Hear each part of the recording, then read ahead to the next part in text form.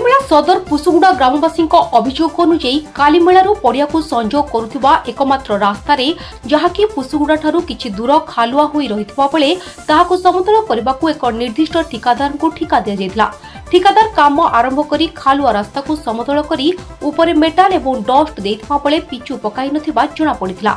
ए काम को पाखापाखि 6 मास बीती जाइथिबा बेले आज जाय ताहा संपूर्ण होई नथिबा जणा पड़िछि। ठिकादार एठी ना पिचु पकाउथिले ना पानी क्यूरिंग करुथिले, जहा फल रे ए रास्ता रे शह शह गाड़ी जीवा आसिबा करुथिबारु प्रबल धूली उड़िबा सह रास्ता कड़रे थिबा घर दुकान अंगनवाड़ी केन्द्र रे धूली प्रवेश करुथिबार अभियोग होइतिला। ए खबर को फोकस प्लस गुरुत्व भाबे नै खबर प्रसारण करितला। खबर प्रसारण गोटे दिन पर ही ठिकादार तत्परता देखाइबा सह रास्ता रे पानी क्यूरिंग आरंभ करबा सहित आज अर्ध निर्मित रास्ता उपरे पिचु पकाई रास्ता काम संपूर्ण करथिबार देखिबा को मिलिथिला। तेणु समस्त स्थानीय बासिंदा फोकस प्लस और फोकस परिवार को हृदयर सहित धन्यवाद जणाइथिले।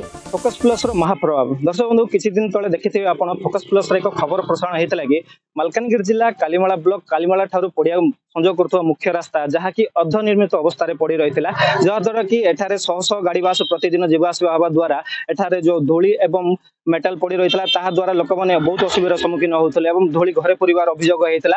बारंबार कॉन्ट्रैक्टर एवं स्थानीय प्रशासन को गुहारी कला परे मध्ये कोनोसी समाधान रो बाट बार नथला। तेणु फोकस प्लस को भरोसा करी से माने फोकस प्लस टीम को डाकितले एवं फोकस प्लस एहा को गुरुत्व भाबे नै खबर प्रसारण करथिला। खबर प्रसारण गोटे दिन परे एठारे पानी क्यूरिंग हला एवं किछि दिन परे ए रास्ता काम मध्ये संपूर्ण हला। तेणु फोकस प्लस टीम को समाने हृदयर सहित धन्यवाद जणाउछन्ती। चलंतु आलोचना करिवा हम सहित सेही स्थानीय बासिंदा अछन्ती जे अभियोग करथिले तांकर प्रतिक्रिया कोन रखुछन्ती, फोकस प्लस प्रति कोन तांकर भलो पाइबा रहिछि।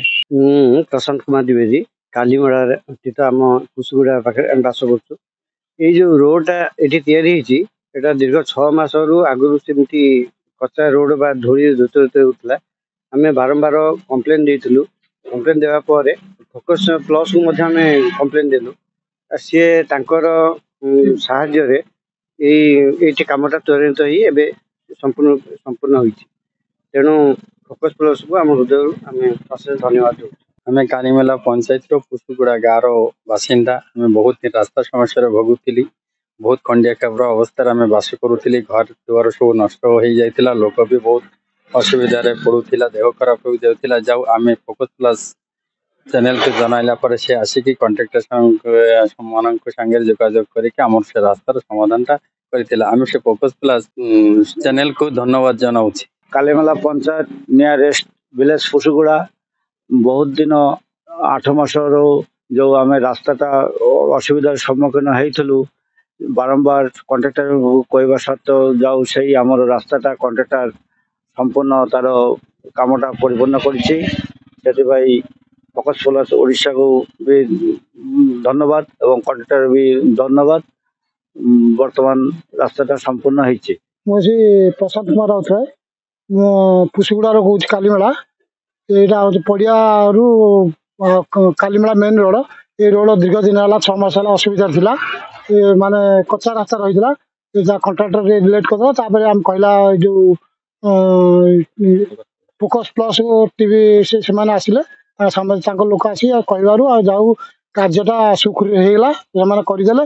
आमे तांको फोकस तर परिवार को हम धन्यवाद दउ। अंतरसे धन्यवाद। ये काम ताको द्वारा ही संपूर्ण हो गला। प्रशासन भी ठीक भाव काम कर। कालीमेला सत्यनारायण प्रधान को रिपोर्ट फोकस प्लस।